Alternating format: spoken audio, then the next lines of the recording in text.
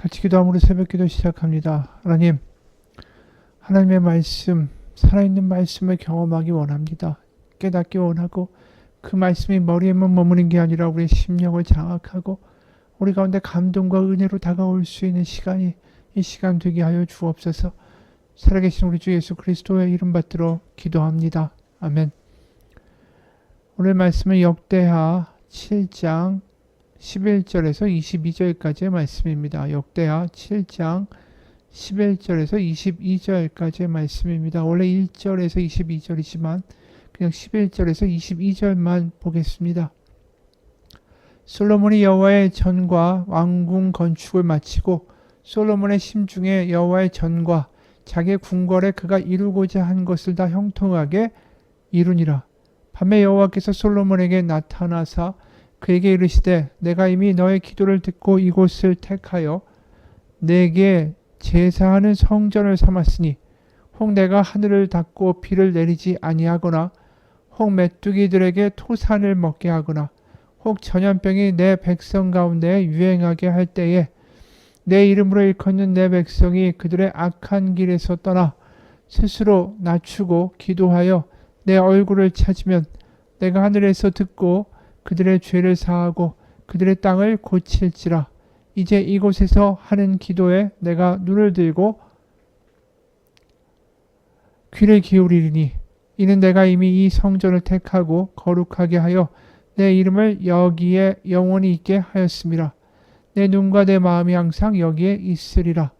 네가 만일 내 앞에서 행하기를 내 아버지 다윗이 행한 것과 같이 하여 내가 너에게 명령한 모든 것을 행하여 내 율례와 법규를 지키면 내가 내 나라 왕위를 견고하게 하되 전에 내가 내 아버지 다윗과 언약하기를 이스라엘을 다스릴 자가 너에게서 끊어지지 아니하리라 한 대로 하리라.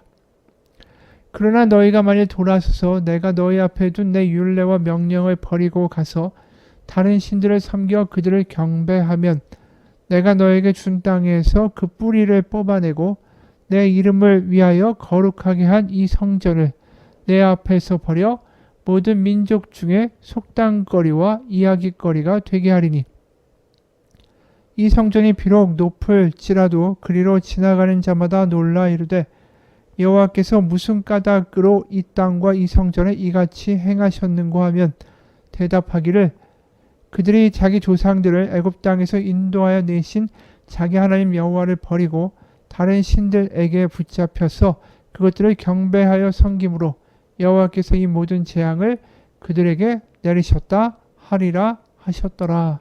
아멘.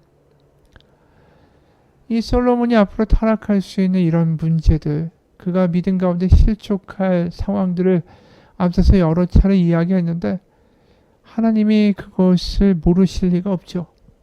분명한 경고의 말씀을 주십니다. 11절 솔로몬이 여호와의 전과 왕궁 건축을 마치고 솔로몬의 심중에 여호와의 전과 자기의 궁궐에 그가 이루고자 한 것을 다 형통하게 이루니라.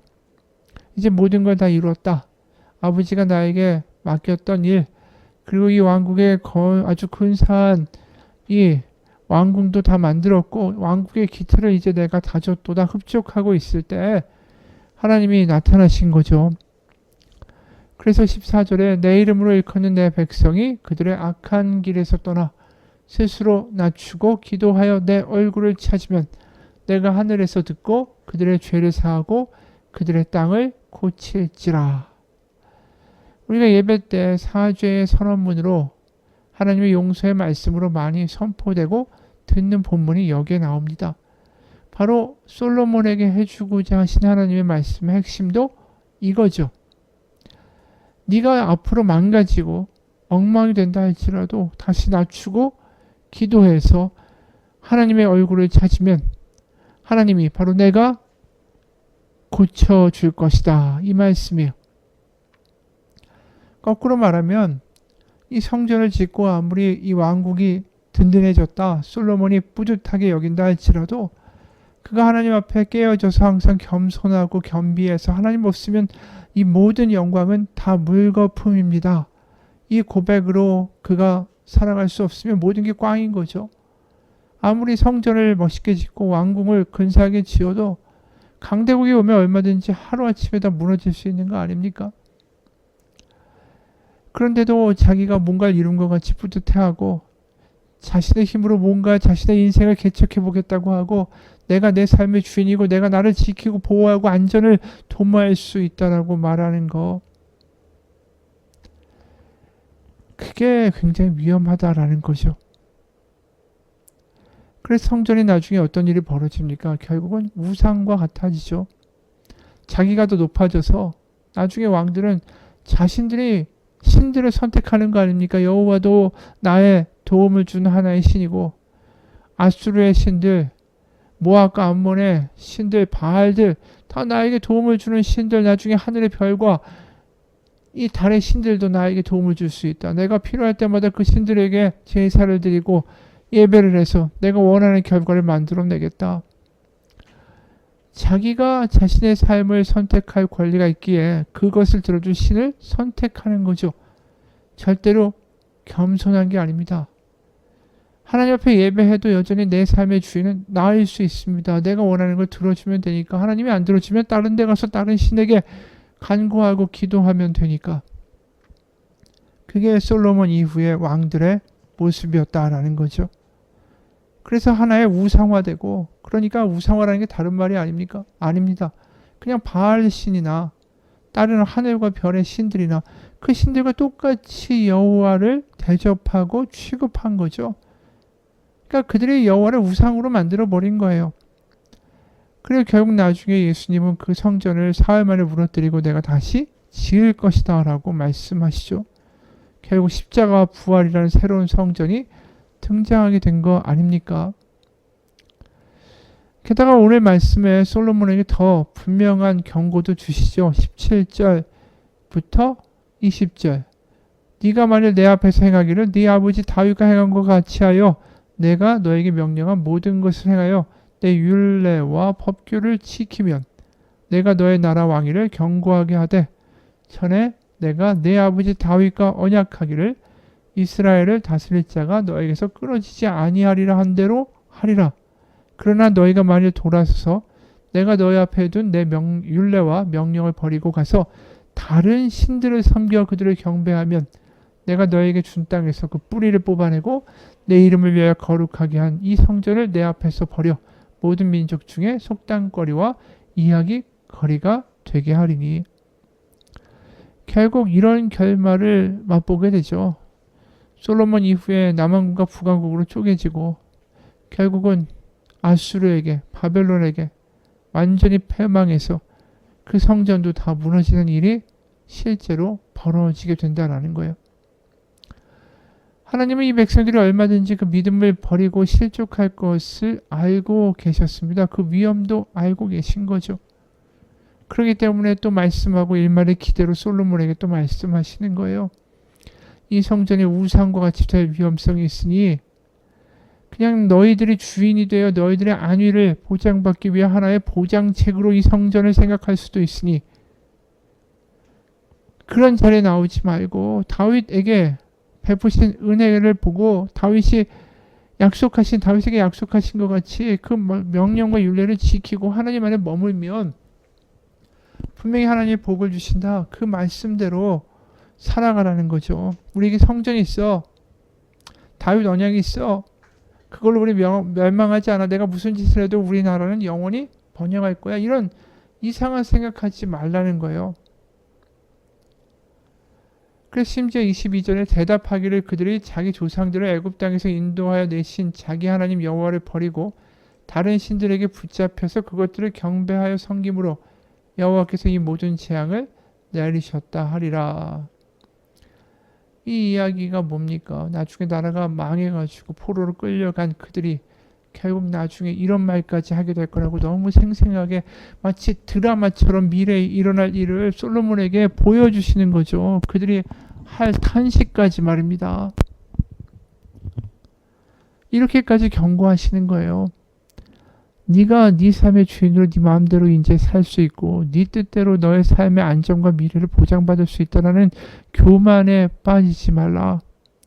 그 성전을 너의 도구나 너를 도와주는 이 요술램프의 진이같이 하나님을 취급하는 것으로 만들지 말라는 거죠.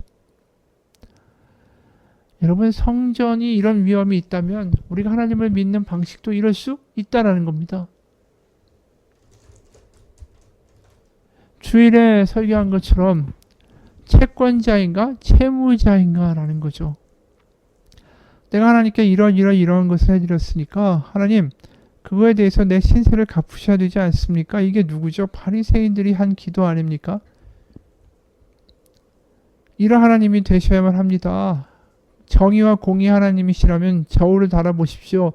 내가 이렇게 바쳤고 이렇게 헌신했고 내가 이렇게 했으면 그거에 대한 대가도 있어야 되는 거 아닙니까? 그게 바리새인의 사고방식일 뿐 아니라 나중에 솔로몬의 후예들이 하는 방식이죠. 성전에 하나님을 가둬놓고 하나님께 우리가 이렇게 제사를 드렸고요. 소를 얼마나 많이 바쳤습니까? 우리가 양을 얼마나 많이 바쳤습니까? 우리가 유월절과 각종 저희 기도를 다 지키지 않았습니까? 그러니까 하나님 이제 이 거래에 신실하게 응하셔야 되는 거 아닙니까? 나는 나의 할 일을 다 했으니까 하나님은 하나님의 일을 하십시오. 이렇게 거래했다라는 거예요. 성전을 짓고. 하나님이 원하시는 것은 채권과 채무관계의 이 거래적 관계가 아니라 사랑하자고 사람을 만드신 거 아닙니까? 하나님을 사랑하고 하나님이 그들을 사랑하고 그래서 하나님이 그들 가운데 그들이 하나님 가운데 거하는 그러한 기대를 가지고 하나님 이 백성을 가나안 땅에 세우신 거 아니겠어요? 우리를 구원하신 이유도 마찬가지죠.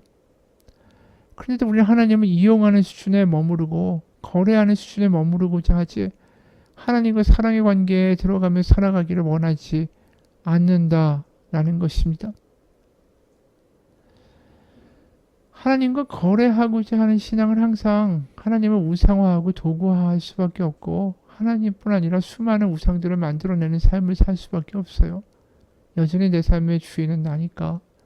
거래할 대상을 얼마든지 만들면 되니까.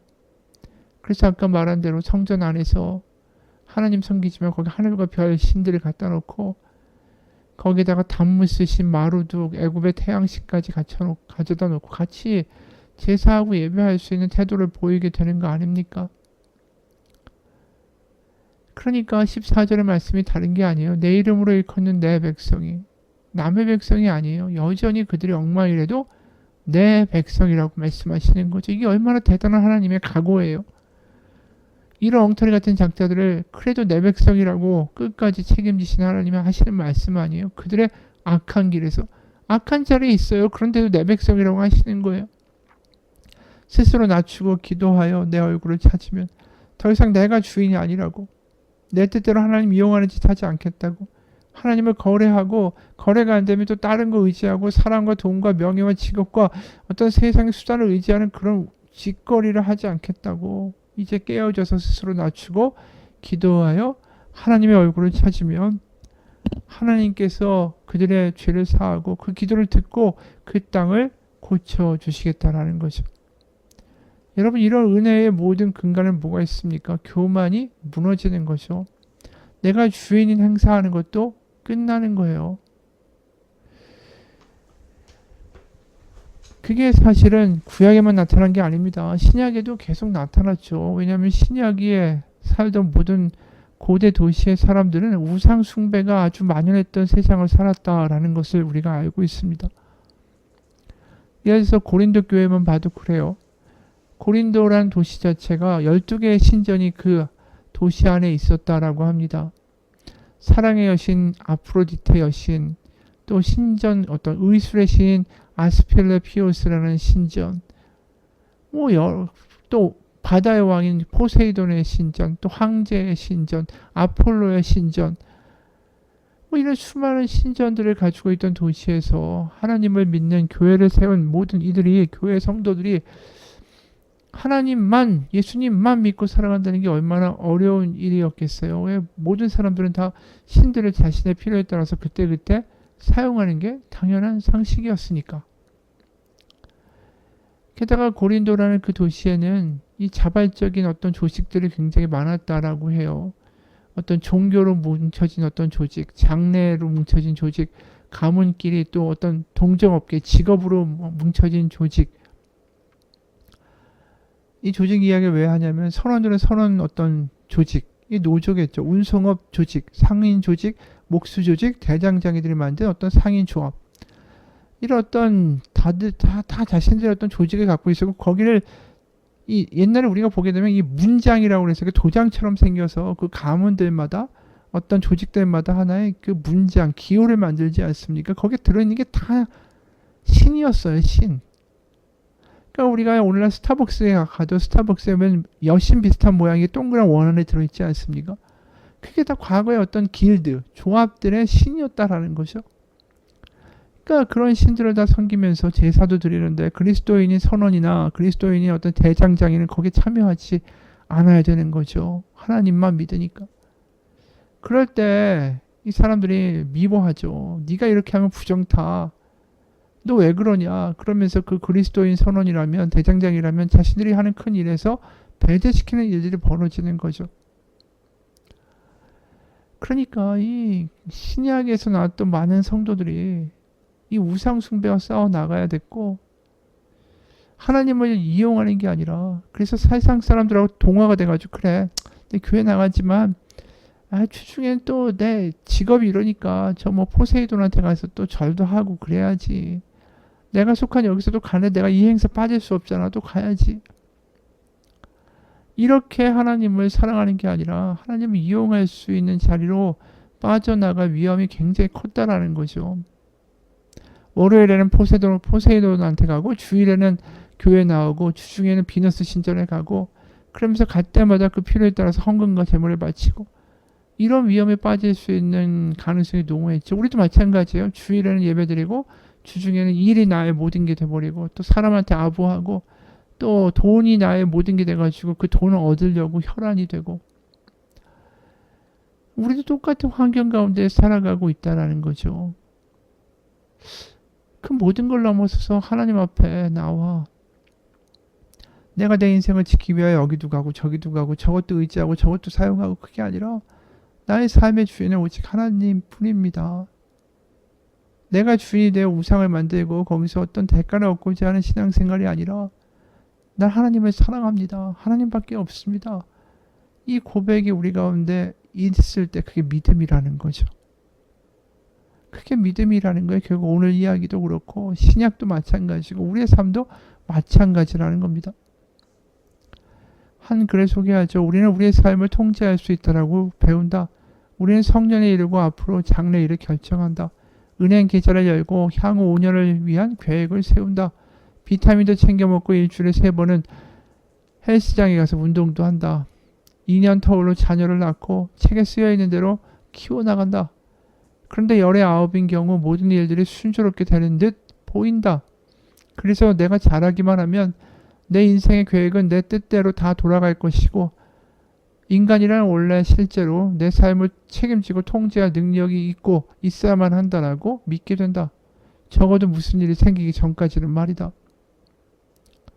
그러나 어느 순간 갑자기 수입이 끊어지고 의사는 엑스레이 검사에서 뭔가 보인다라고 말하고 아이의 성적은 계속 곤두박질 친다.